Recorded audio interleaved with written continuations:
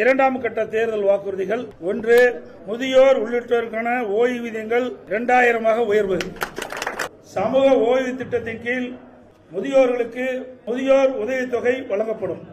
மேலும் முதியோர் விதவை பெண்கள், முதிர்கன்னிகள், கணவனால் கைவிடப்பட்ட பெண்கள், மாற்றுத்திறனாளிகள் மற்றும் மூன்றாம் பாலினத்தவர்களுக்கு வழங்கப்பட்டு வரும் சமூக பாதுகாப்பு ஓய்வூதியம் 1200 இருந்து 2000 உயர்த்தி வழங்கப்படும். அறிவிப்பு 2, வங்கியில் பெற்ற கல்விக் கடன் தள்ளுபடி.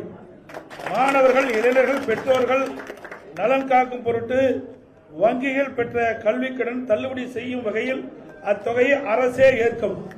அறிவிப்பு 3, வாழ்வாதார உதவியாக கேஸ் சிலிண்டர் மானியம். வாழ்வாதார உதவியாக குடும்ப அட்டைதாரர்களுக்கு ஆண்டுக்கு 3 கேஸ் சிலிண்டர்கள் வழங்கப்படும். தமிழர்கள் வீர விளையாட்டுக்கான ஜல்லிக்கட்டில் வீரர்கள் காளையை பிடிக்கும் போது அசம்பாவம் ஏற்பட்டு உயிரிழக்க நேரிட்டால் அவரது குடும்பத்தாருக்கு 10 லட்சம் ரூபாய் வழங்கப்படும்.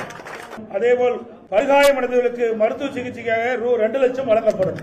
அரசாணை வழங்கப்பட்ட இடங்களில் நடைபெறும் ஜல்லிக்கட்டு போட்டிகளை எழுச்சியோடு நடத்துவதற்கு அரசின் சார்பில் மானியமாக 5 லட்சம் ரூபாய் வழங்கப்படும்.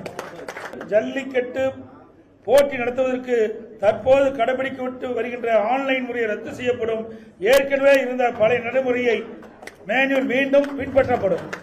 அறிவிப்பு 5, சிறுபான்மை வகுப்பைச் சேர்ந்த மகளிர் சுயதொழில் தொடங்குவதற்கு வட்டிலா கடன் மற்றும் மாற்றுத்திறனாளி கூட்டுறவு வங்கிகள் வாங்கிய கடன் தள்ளுபடி.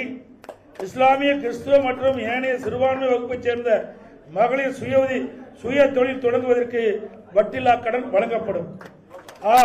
மாற்றுத்திறனாளிகள் கூட்டுறவு வங்கியில் வாங்கிய கடன் தள்ளுபடி செய்யப்படும். இதுவரை 10 அறிவிப்புகள் அனைத்து இந்திய அண்ணா திராவிட முன்னேற்ற கழகத்தின் சார்பாக அறிவிக்கப்பட்டிருக்கிறது.